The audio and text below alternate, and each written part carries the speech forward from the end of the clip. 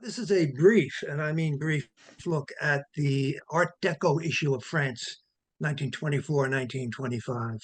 In researching this, interestingly enough, it seems that we talk about Art Deco all the time, but it was not a term that was used until something like the 1960s. But this one didn't have a name. Uh, and that's certainly that's okay. I don't think the people involved thought they were part of necessarily a case. But so there was this exhibition in Paris in 1924 and 25, and the people in charge appealed to the government, and the government said, "Yeah, we'll put some stamps out for that." And this is what they put out. Probably most of you have seen it. It's the kind of a striking set. It again, for its era, it differs greatly from the typical stamp put out by the typical postal agency. It depicts people working on uh, household objects, namely vases. They seem to have a fixation on vases, and also other patterns. There were six denominations, and I had difficulty finding why they chose these six denominations. If we were talking about the Sower stamps of France, that would have been the red one was 10, wasn't it? Well, Hmm. that's the That, French community rate was 10 centimes. It was 25 for the international, 25 registration, 5 centimes printed matter. Those I know. Uh, okay, yeah. All right. So I could get some information on five of the six denominations. The high one, the 75 cents, centime, excuse me, uh, I couldn't find any particular reference to what it was used for. Obviously, it would be used for mail that was expensive, but I couldn't find a category. And I don't know if anybody has an idea.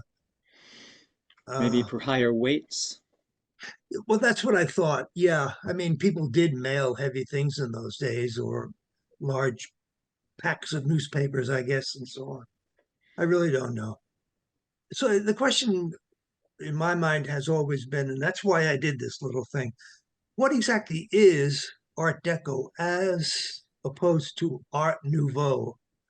And in the German world, there was a movement called the Jugendstil, which is really just Art Nouveau, only in Central Europe as opposed to further west. But these are two examples of one to the left, I would call clearly an Art Nouveau influenced item, and on the right, a stamp from much later, a stamp from at 30, that would have placed it probably in the 70s in Germany. I'm not sure when that would be, but it's a very representative kind of decoration. So I just put myself through this and I said, "Oh, I'm going to come up with a definition." And I am certainly open to being persuaded, to being ridiculed, whatever. But I've come down to feeling that Art Nouveau tends to work with the linear but the sinuous line, as found in plants, for instance. I think I would say if you had to choose one item that would encapsulate the feeling of Nouveau more than anything else, it would be a vine growing along a fence, which is, you know, how a vine is willing to make accommodation to wherever it is, it'll get around it somehow. Whereas the Art Deco, it seems to me, is deals more with straight lines and repetitive geometric patterns. So here are two examples I chose to back up my claim, but everyone can have their own opinion, to be I, sure. I think you're right on target there, Roger. There's a wonderful Art Nouveau museum in Nancy in France, and it's all curves. Hmm. Uh, and the Art Deco, when you see that, it reminds you of the Chrysler Building and the Empire State Building, okay, which were built right in the heart of the Art Deco period. It's very very structured and lots of straight lines. Yes, there is said to be, I believe, a sort of an Egyptian influence on Art Deco. There's a monumentality and also the use of geometric shapes for decoration. Triangles, semicircles, various geometric shapes. By the way, on the left is a metro station in Paris. I've been to Paris several times, not for many years now, but I never saw one quite as elaborate as this. But the metro is influenced. Well, it would be. A lot of it was constructed at that time. Uh, does anyone know what the building on the right is? It's a favorite of mine. It's not What country is it obscure. in? It's in the US of A. Hmm. That's the train station in Cincinnati. Absolutely right. Wow. Right. Amazing. This was one of the last of the great metropolitan train stations ever opened. I think about 28 or something like that. I shouldn't use dates if I'm not sure. But see, I couldn't work for Wikipedia. But it's really, it's not a train station anymore. Yeah. Huh.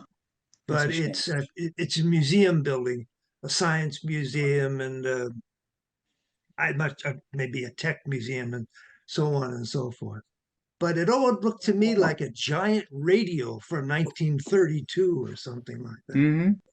But the word, I'm not sure who said, maybe it was you, Alan, monumental. That comes to mind looking at something like this. This is indeed monumental. I mean, there's no reason in the world why the ceiling has to be that high above a train station, but they went for it, and I applaud them for it. So they had a fixation with vases, vases, I should say, at this time, and two of the stamps are this design, but different denominations. It's someone who they call him a potter in the English translation, who's just finished a vase or maybe is applying final touches. And I blew this one up to back up my claim that there is a repetitive geometric pattern on it. This one, I'm sorry I've got such an obliterated stamp here, but this design is, I think, really outstanding, and it is a very strong example of how Art Deco could take over the thinking. I, for years, wondered what exactly this represented. I wish I could have found a better copy in the quick time I had to do this. But what is being represented there is a torch.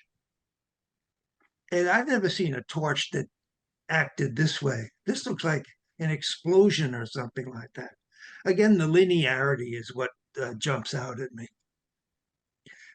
They were quite different from stamps that had been issued earlier, which typically were, of course, either a sight, but most likely a portrait of someone.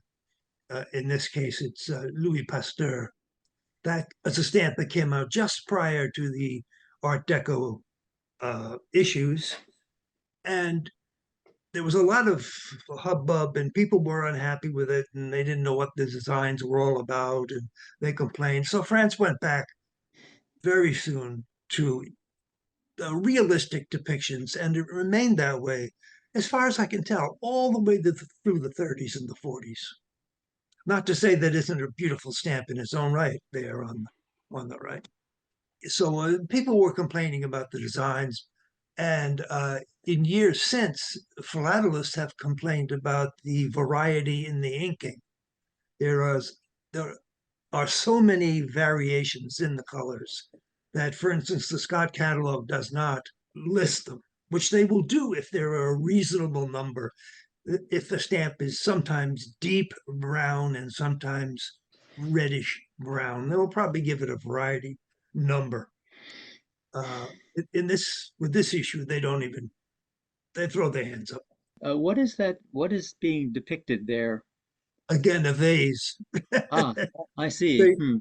they had Yeah. vases on their Okay. mind at the time. Actually, I'm looking in my real French catalog. Got a real Spink Moret 2016 French catalog, and I'm looking at this issue, and it just says for the 10 centime, the light. For the 15 centime, it says pottery. Nothing, Okay. nothing fancy. The 25, it says architecture. And the 75 is lighting again. Just very, very simple, obvious names for the stamps. The one in the middle, the 25 centime, that does not strike me as representative of really anything. I like the color scheme, but I don't see much Art Deco in that design or what have you. And so I like the fact that you bring up it's just called French architecture. That's certainly very vague, though. That perhaps an image from the exposition itself, from the Hey, that's a good guess. I the don't know. venue? That I don't know. Yeah, maybe something like that. This is an example of a stamp on cover. Now, this one is being apparently sent uh, from where? Amiens to Melbourne, Australia, if I can read that correctly. Mhm. And that's interesting uses of the high value stamp. So why it had to cost that much, I don't. And so that's really it. It's just a quick look at these things, but it is interesting that these stamps were part of what really was a great architectural and artistic movement. This is Art Nouveau in Miami Beach. You said Art Nouveau, but you meant Art Deco. Yeah. Sorry. Yes, of course. Thank you. This one, I lost my notes. I think this is the telephone building in downtown Manhattan, and this is the lobby detail. And of course, number for this topic is, of course, the Chrysler. The Chrysler Building top is that was unoccupied right now. Oh, what do they want per month? I'm looking for No, a it's place. falling apart. Oh dear. It's rotting out, and they're having trouble getting people to buy. You know, they want to sell the building and have it refurbished. Mm. Oh, Nobody wants to do it because it doesn't have all the modern amenities of desired office buildings. right. No space for it. So Well, maybe it should be made into a museum. Well, in any case, I'm wrapping it up here. But if you want to see a really good discussion of this issue by a really fine collector, just go to YouTube and look for T.W. Broadhead's Deco Tom presentation. Broadhead. Yeah, I thought you might know him, Ed. It's yeah. terrific. It's just yeah. terrific. Is it about stamps, or is it more about Art Deco in It's general? about the issue itself and the Ah. printing varieties, Ah, the controversies at the time. It's really in depth and it's really, really fun. mm. I wrap it up. I would say these stamps are very cheap. They seem to have been used for a commemorative issue. They seem to have been used a lot as opposed to the regular issues that were available at the time, more than most commemoratives. And so they are available very easily. Well, thank you for your time. Do you think the stamp was ever used in the colonies, or were French commemoratives ever at all Um, brought to the colonies? it varied. Okay. Just yesterday, I was looking at somebody attempted to use a 15 centime type sage, the sage type, from France, from Indochina. Okay, and they wouldn't accept it. It was marked for due, and it was received due. I've had in my Guadeloupe collection classical issues of France, perforated Ceres issues, the 25 centime used from Guadeloupe, where they accepted them. Now maybe technically it was posted on a ship, so the ship was considered part of France and Guadeloupe at the same time. I don't know. Normally they were not accepted, though. The post offices of origin would not accept them. Of course, when Guadeloupe was becoming a department in France, In the transition, you see use of French stamps. This is in the 50s. Yes. Yes. Guadeloupe, well, the French Guyana, I guess it is, are all departments of France now.